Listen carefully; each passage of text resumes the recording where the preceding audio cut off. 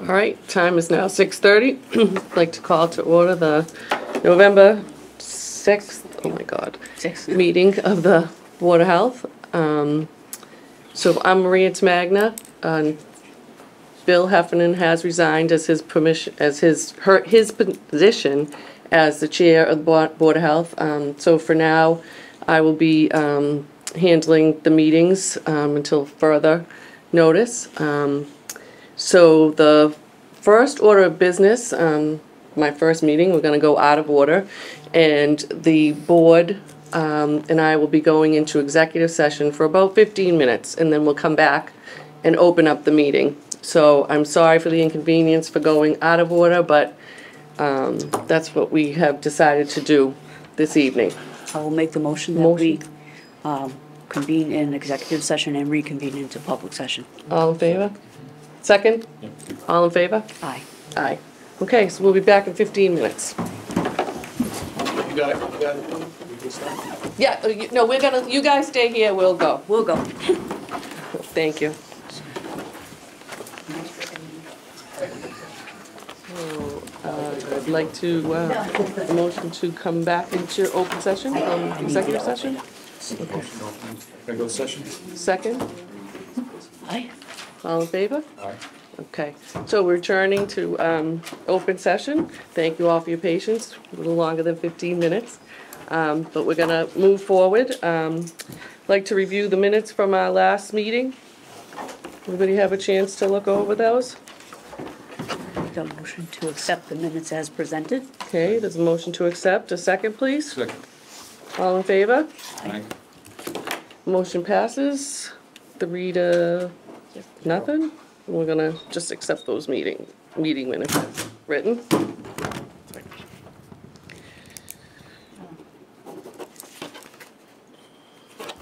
There's 2 sets of minutes there. There's 2 copies, I think. Yeah, there's one and then just that's the emergency meeting minutes. Oh, okay. And did you all have a chance to review those emergency meetings minutes as well? Okay. Motion to accept those? So moved. Okay. All in favor? Aye. Aye. Passes 3 to 0. We'll accept those minutes as well. Thank you.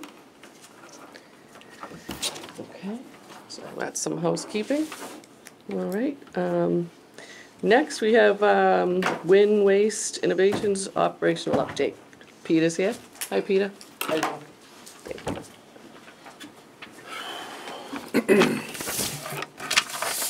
Good evening.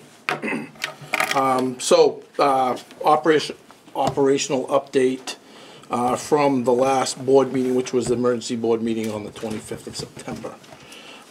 Facility operated 85% boiler availability, processed approximately 34,000 tons of refuse, and generated approximately 18,000 megawatts of energy. We did complete one maintenance scheduled downtime event totaling approximately 222 hours. And that's really what drove the boiler availability being 85%. We didn't have any unscheduled downtime events. Facility ran very well.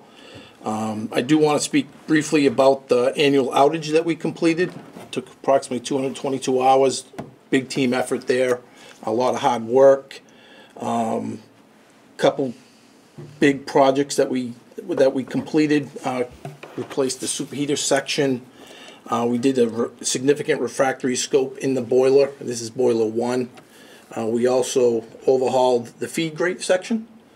So we have brand new feed grates in there, and that's what pushes the refuse into the boiler. We also overhauled 4 safety valves, pulled, inspected, and replaced as needed.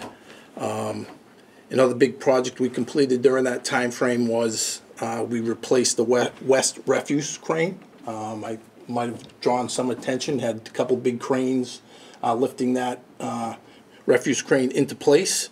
Many people probably could see it. So overall, when you look at the investment we made during the outage, it's approximately $6.5 million. So I know, Joey, you talked to me last time about, asked me a question last time about the investment that we make. So that puts, the 3-year total of, surpassing $70 million of investment that this facility has either replaced existing equipment or upgraded. On 10/31, we did have 3 representatives from the Mass DEP inspect the Montefiore, as well as the facility. No issues found. There were no radioactive loads or excess emissions since the last Board of Health meeting on the 25th. On September 29th, we did exceed our cooling water discharge flow limit. So we surpassed that by approximately 3%. So just getting a little bit about that. If the inlet temperature of the cooling water does not exceed 65 degrees Fahrenheit, we're only limited to 43.2 million gallons of water per day from the river, and we surpassed that by 3%. We notified the EPA and the Mass DEP immediately, and made all notifications according to the facility permit. Other updates, so the last Board of Health meeting, obviously, I apologized to the community, to the board, on the noise event we had, and we had some actions coming from that. And we heard that we should do more proactive maintenance on that drag valve, which we immediately did. We have bi-weekly PMs, as well as the annual PM to replace the solenoid on the main stop valve. We heard that we should support improved communications. We immediately installed a dedicated line for the Saugus and Police Fire Department. Ring down line goes directly to the fire department, police department, and they have that number and they call that number. It's worked very well. We heard that we should pay for the cost of the emergency services, and we're looking forward to working with the Board of Health to do that.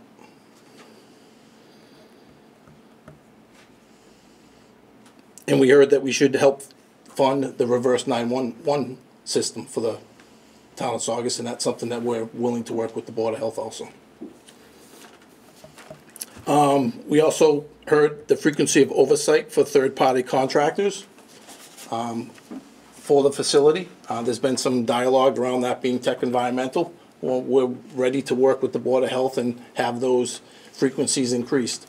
If you're looking for a technical perspective, I'm not sure if Tech Environmental is the right contractor, but we're willing to work with you guys to find the contractor that you want to use, or just go with whomever that you guys would like us to use. Tech Environmental is an environmental company, just keep that in mind. But certainly if you want them to increase their frequency, we will do that too. We also are working with the Mass DEP. We've reached out to them to begin the planning process of installing NOx monitors in the community. So, look forward to continue our productive relationship and moving forward in a positive manner. That's my update. I don't know if there's any questions. Yeah, I have a question. Sure. Number one, some of the items you mentioned were not something that the Board of Health directed. That was something done outside of the role of the Board of Health. You met with a member of the Board of Selectmen, and some of these items you're discussing were things that were mentioned that he negotiated, that member. You need to be dealing with the Board of Health on this issue, on all issues. So, Joy, I can tell you that I have not met with any board Well, of... I don't know who met, but somebody did meet. It's been in the newspaper. We can report to the daily item for that article. It's been in the newspaper. Sure, I'm just... We did send you, the company, a letter Yep, outlining the role and responsibilities. sure, I received that. So that's what I'm referring to. Okay, so Also- what I can tell you Yep. is that I stand up here today, and I've only worked with one board for the operational updates for everything that we've done with the board, okay? I've never communicated with anyone else, anyone on the Board of Selectmen. I have communicated with Bill and this board. The things that I mentioned were specifically taken in my notes that I personally worked with Elliot to complete. No one told me to do those, I did those. No one asked me to do them in addition to what I heard that night. Okay, let's move on to the next thing. I have a Okay. question about, we had an incident Friday night. Sure. How come the Board of Health was not notified? Joe Brady and John Freilich had a conversation. And that ring down phone worked as designed. No member of this Board of Health got a notification from your facility that there was an issue going on.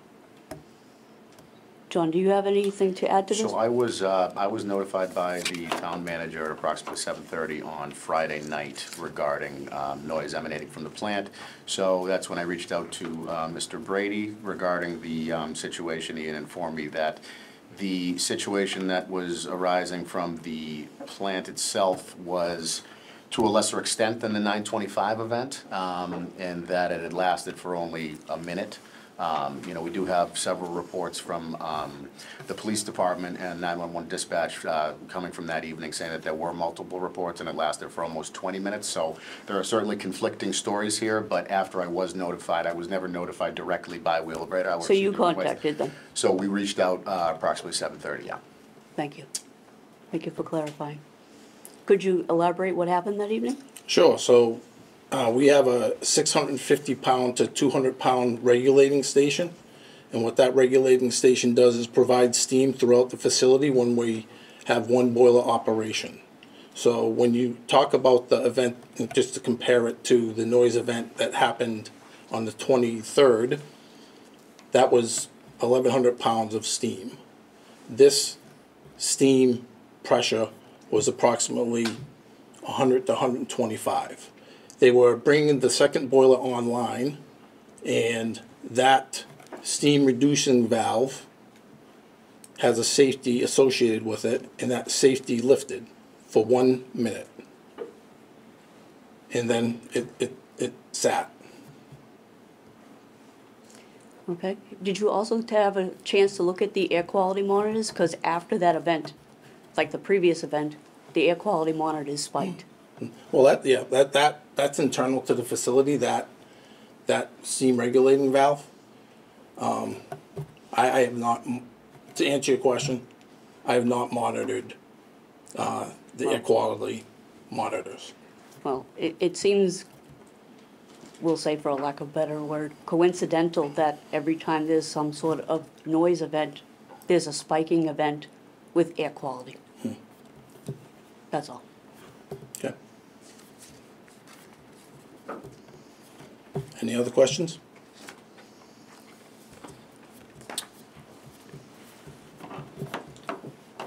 So I certainly, we certainly appreciate your efforts and your updates, and don't want anything to come in the way of our meetings and Absolutely things like not. that. I'm dedicated to providing the Board of Health the monthly updates and what we do on a daily basis at the plant.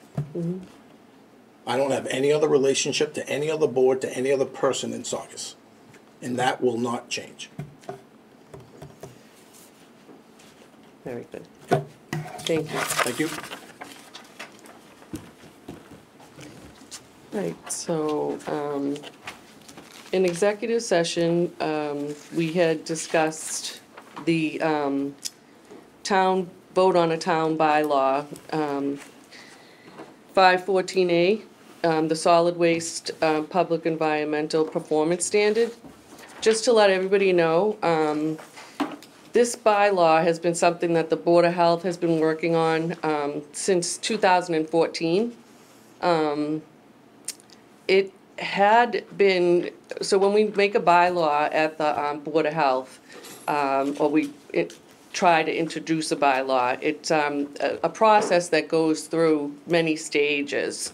And the first stage is we create a bylaw, and then it has to go into town meeting for approval. And that particular bylaw went in to town meeting in 2015, and town meeting did approve that.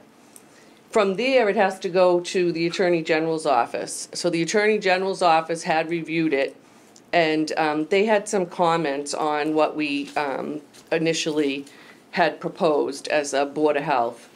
And there were some minor changes that the Attorney General requested that we make. So we've been looking at those changes, and we will address those changes. It did kind of get put on the back burner for a while because of other issues that came up. So we didn't really do that in a speedy process, I guess you might want to say. So we're currently, again, back in process. So what we wanted to do as a board was let you all know that this is now in process again. Wanted to bring you all up to speed.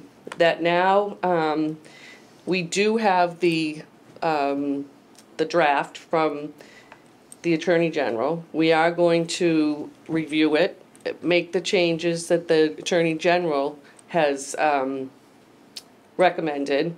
It will then go back to the town meeting for them to approve, and then back to the Attorney General with the changes that they recommended back in 2015. If the Attorney General approves of those changes to this date, then we will have a new bylaw numbered 514A-00 from the Board of Health that would be titled Solid Waste Facility Environmental Performance Standards. So that's what we're working on, and that will be made available once we have the final copy at the town clerk's office. And just so everybody knows this, that the only board that can work with the solid waste facilities for site assignment would be the Board of Health. Just so everybody knows that and is clear with that. We also wanted to let the public know that we have been working very close with George Heiler, our environmental attorney, and we have also retained an expert on noise, John Martin, and he works for Verdience Company, and he is going to be working with us very closely in monitoring the noise levels and getting, a solid data to work with. So that's the update on the bylaw for the solid waste facility environmental performance standard that we have been working on for upwards of 10 years, but we're going to definitely push this through. All right, any questions, comments from the board? No. All right. Okay, thank you. Next on the agenda is the Public Health Nurses Report. Is Terry here? Hi, Terry. Hi, how are you? Good. Hey, everyone. Okay, so start off as usual with COVID. Since March 1st, 2020, Saugus has seen 10,903 cases of COVID. That is not an exact number because for the last few months they've only been using the PCR testing, not the at-home or rapid testing. We have 114 confirmed deaths since that date, March 1st, 2020. So in October we did see 64 cases and 2 confirmed deaths. COVID is going down. The numbers are going down, especially we know that with the wastewater. The beginning of September we saw a spike, but now it's going down. I wish I could predict the winter, but all I can say is that for anyone out there is to vaccinate, because that seems to be our best defense. This past, the Board of Health did have 2 clinics in October, and they were not only flu but COVID-19, and they were both successful. We will have one more clinic on 11/15, and that will be at the senior center. It will be a smaller clinic, and COVID vaccines will not be available, only flu, but again, you can get them at Walgreens, any CVS. So yes, so we saw 4 cases of influenza in October. That's not much, but the weather was so nice. People were outside, windows were open, doors were open. So we will see an increase in that in the following months. But due to the nice weather, we saw 8 cases of Lyme, and that has been the highest in October in 5 years. So check yourselves and your pets. We continue to have a wellness clinic at the senior center, and that's twice a month. That has been going very well. That's on the first and last Monday of the month. That includes blood pressure, medication questions, health concerns. Last month was Bone and Joint Health Awareness Month, so we did do the bone density testing for the seniors, so that went over well.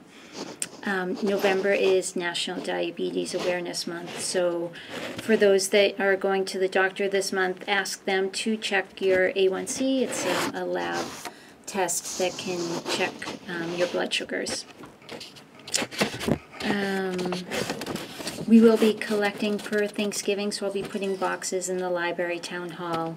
All donations will go to the food bank in Saugus, especially for those that are in need during Thanksgiving in the holiday months. And just a reminder, the Wanabana apple cinnamon fruit puree pouches that were sold at the Dollar Tree store were recalled because of high levels of lead. So, so for parents to check that, they can go on the FDA website and check it.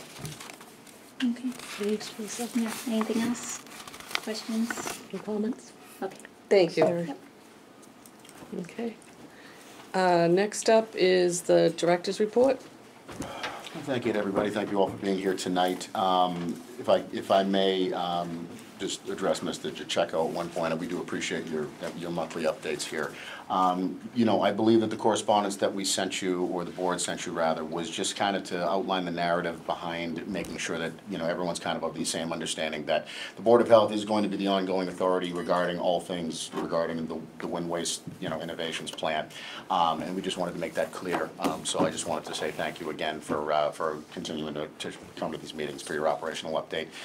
You did mention a number of things that you're going to be forthcoming about, you know, moving forward with.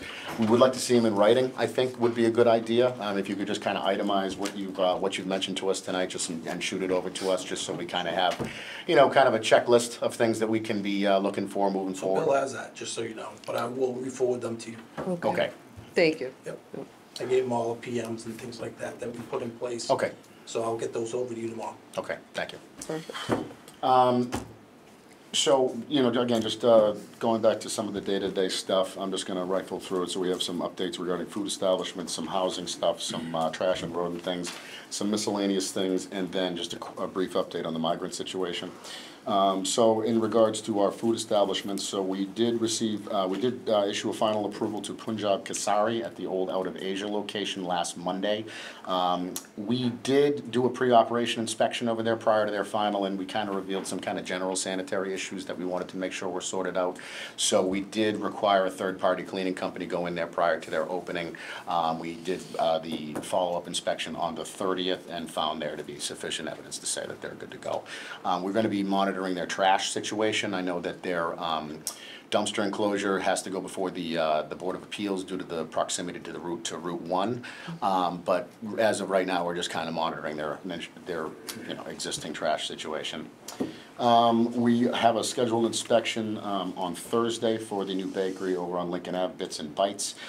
We did a pre-operation inspection last week. We found some minor issues noted. They're going to be receiving their occupancy permit from Inspectional Services this week, so we're going to be doing our final on Thursday. And barring anything crazy, the only thing we noted was just kind of some minor rodent activity in the basement. So we're going to be just kind of monitoring that.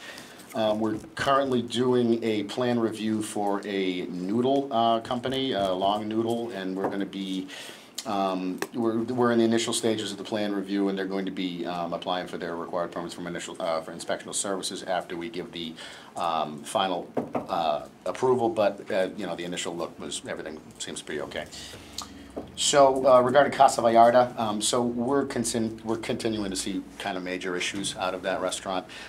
So we shut them down last week due to a malfunctioning dishwasher and kind of the general sanitary outlook of the kitchen and what have you.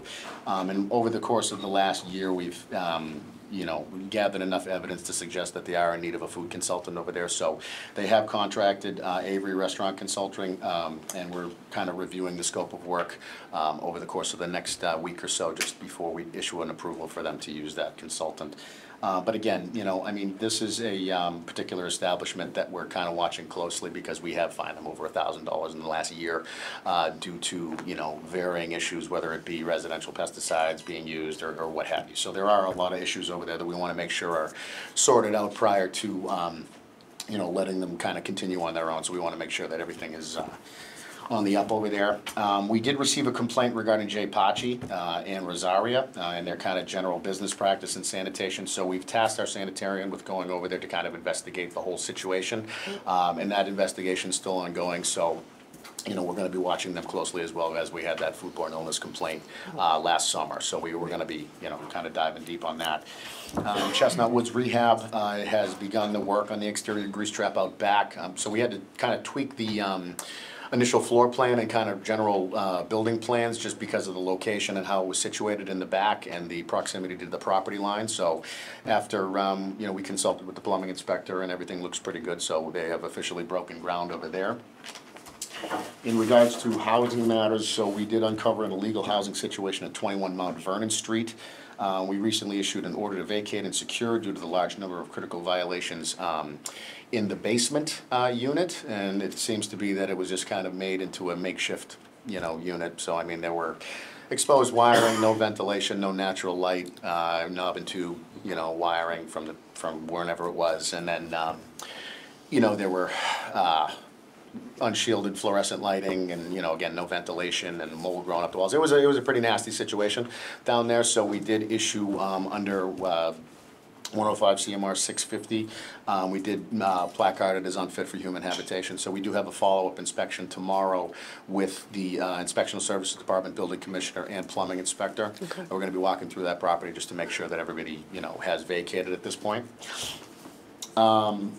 Trash and rodents, so we did receive several complaints regarding behind Savers, just by general unsanitary conditions and trash strewn about. So we did do a couple of drive-bys down there just to kind of, verify the validity of those complaints, and we did kind of see a large amount of illegal, whether or not it's illegal dumping or whether it's just people throwing stuff out because they just dump stuff off at Savers or what have you. So we kind of established a line of contact with the landlord down there, so we have kind of a direct access route to getting things cleaned up in the future should we continue to have these problems. Because I think you remember last year we had a situation with a refugee camp that had been Yes.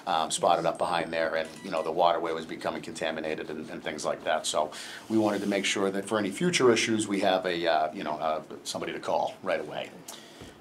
We uncovered a large rat infestation at 483 and 485 Central Street on the property line, immediately adjacent to where they were holding their trash. So we saw, tracks and mounded burrows, so that's indicative of a fairly large infestation. So they received their orders to correct last Friday, and we got some calls this morning from both owners. So we're going to be talking to them about kind of the remedial actions they're going to take over there. Miscellaneous complaints that we got. So, again, as we spoke about before, we did get several complaints submitted to 911 dispatch on the 3rd, which was last Friday, regarding the the noise event that happened down there. We've received similar complaints on the 5th, as well as the 9/25 event. So, there is becoming kind of a documented issue that I feel as though the board is taking good steps to address. So we're going to kind of continue to monitor that as well.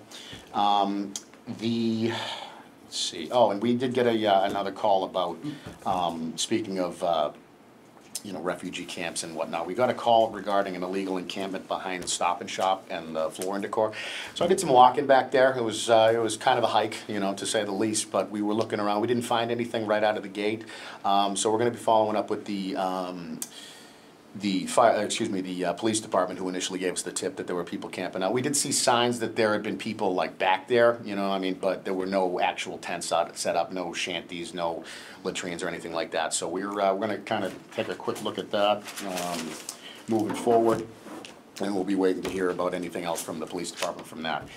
And then just a brief update on the migrant situation at the Red Roof Inn. So, you know, the State Department mentioned to us that 7,500 families have come to Massachusetts. Obviously, not all of them in Saugus, but that has become the kind of the cap as far as emergency sheltering is concerned. So what we are coming to understand is that that has been the number that's set. So as these places are vacated and what have you, new families are coming in to fill the spots. So moving forward, they're gonna, now that we've reached capacity, I believe there's, things happening with Section 8 and, Department of Housing and Families as far as placement, permanent housing is concerned. So as these families kind of continue to be, cycled into the vacated units, there's still going to be needs there that we're trying to address as a public health department. So we have set up a meeting with Leo as well as Aspire Developmental Services and the New American Association. They're all based out of Greater Lynn, and they're all nonprofits that are, kind of trying to get a handle on helping folks out. So I have a meeting with them on Wednesday, the 9th, to discuss, providing aid, at least to the Red Roof Inn, because we're kind of continuing to hear that, the Red Roof Inn is really the area of focus that we should be looking at from the state, because the other hotels in town are considered staffed establishments by the state. So Red Roof being the only unstaffed one, that's why the National Guard's deployed down there. That's why, that's kind of the area of interest that we're trying to look at. So we're going to be discussing providing kind of basic aid, early childhood aid, diapers, formula, et cetera, to these families as they come in on an ongoing basis. So at least we do have a resource. That's a question that we had, for the Department of Public Health, during these, so we have bi-weekly meetings that we are asking the question as to what types of resources we can provide these people, because ultimately, again, I think we're all the understanding that there was no infrastructure to be had when they were first, brought up, and we're trying to kind of retroactively instill one of those infrastructures to be able to support them as best we can. So, again, I think that now that we're starting to have participation from some of these nonprofits, I feel as though it might be a little bit easier to provide that kind of aid. So we're going to see what they say on Wednesday, and we'll go from there. But that is all I have for you. Thank you, John. All right. Other business is sessions for topic not reasonably anticipated 48 hours in advance of this meeting. I don't have anything. Does anybody have anything? No. Does the public? Anything from the public? Peter?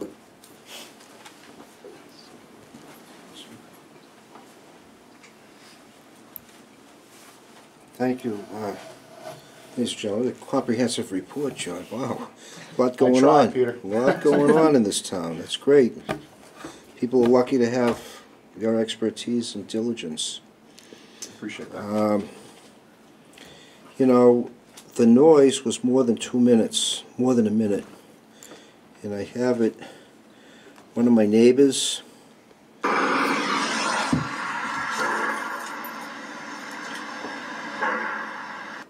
that went on for about 20 minutes. And I was advised to call the police, which I did, and they immediately dispatched and knew that they got a call and there's no problem, no threat to public health. I didn't know that he was a member of the Board of Health either. But my concern is, I thought I heard at the last meeting that when things like this come up, you were supposed to get a phone call, you folks. And while this wasn't anywhere near the type of nuisance that we experienced before, my neighbors, I had calls, other people had calls. It appears to be a chronic situation, and I'm hopeful that in your deliberations with the person that you have hired, that you're going to look beyond just the sound, that You know, right now, we're taking them at their word that this is what happened, this is how it happened. I think we need to dig deeper into that. We need to have a third party corroborate what's been said. I still wonder about the steam, that is it treated, is the water treated that goes through those boilers and those tubes to prevent corrosion? And if it is treated, what's it treated with, and does it escape with the steam? I think I appreciate the fact that they've put $70 million into the place, but that's to keep it up and running. Obviously, we'd like to see investments in bringing down the NOx and making the place as safe as the one in Baltimore or the one in Florida that they have, that is much lower in emissions. We deserve it in this town. We've had it long enough. So it was longer than a minute. You didn't get a phone call, we know that. And I hope that we can dig a little deeper into what happened, how it happened, why it happened, and what the potential effects could be, without solely relying. You can have a good relationship without saying, "How are you, Mrs. Cleaver?" Remember that? They'd leave it to Beaver when they'd walk in and say, "How are you?" We don't have to be that way. We can be, respectful and responsive to the public health, and that's all I'm suggesting as a town meeting member, and on behalf of many people that have contacted me and reached out. So I appreciate your efforts. I want to wish Mr. Heffernan all the best, and I hope your board wish you well. Thank you. Thank you, Ms. Manoogian. So certainly, just to address some of your comments, I think that this is probably the best relationship that the board has had with Wheeler Brader in a long time. And, I had a nursing instructor one time that said you catch a heck of a lot more flies with honey than you do vinegar. And Win is a fly that, I intend on catching. And I say that in the best of terms, we all want what's best for the health of our town. And we're doing the best we can, and this is a work in progress. And I do feel that, everybody there does want the same thing, and it is a work in progress. This is something that cannot be accomplished overnight, and this board is dedicated to making this up to speed and doing the best we can. And I firmly believe that they're going to be a good community partner, and we're going to do it the right way. We're going to go through the process, how the process needs to be. We're not going to take shortcuts. We're not going to do it backdoor. We're going to do it the right way. So I appreciate all the input from the community, as does all the board members, as does John. We understand that this has been a long-standing issue and problem, and the process is long and arduous, but it will be coming to some sort of reconciliation. It has to. And I think that Wynn really wants it to, too. I believe that in my heart. Maybe I'm naive, but I really believe that it's got to get better for us.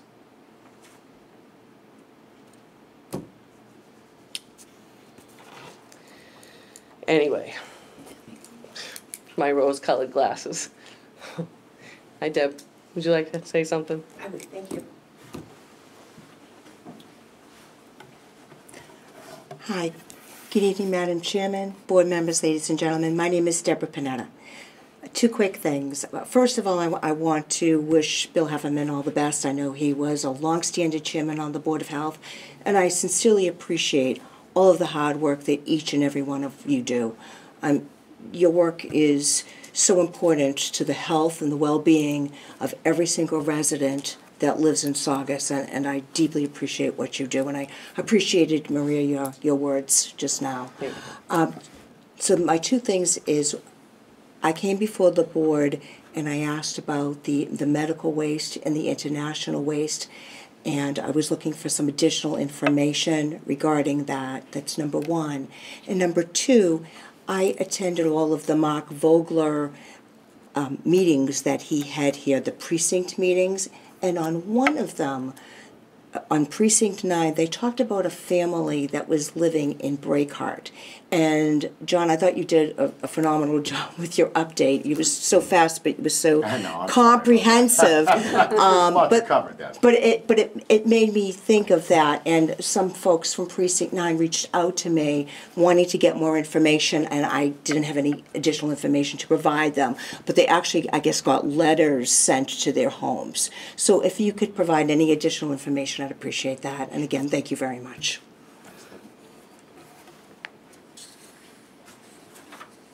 It's not bad. So, unless there's any other business, I think you can entertain a motion to adjourn, Okay, Madam Chair. all right. Anyone else before we make a motion to adjourn? All right, Make a motion to adjourn the open session? okay. And next meeting is December 4th. December I 4th. think we do Okay. the roll call, yeah? Roll call vote to adjourn? Roll call vote to adjourn? No, we don't have to, we did that upstairs. Oh, okay. Okay, so, second, Second. Joya, Yep, all in aye. favor? Aye. Aye. Motion's passed to adjourn to our December meeting. Good night, thank you, everybody.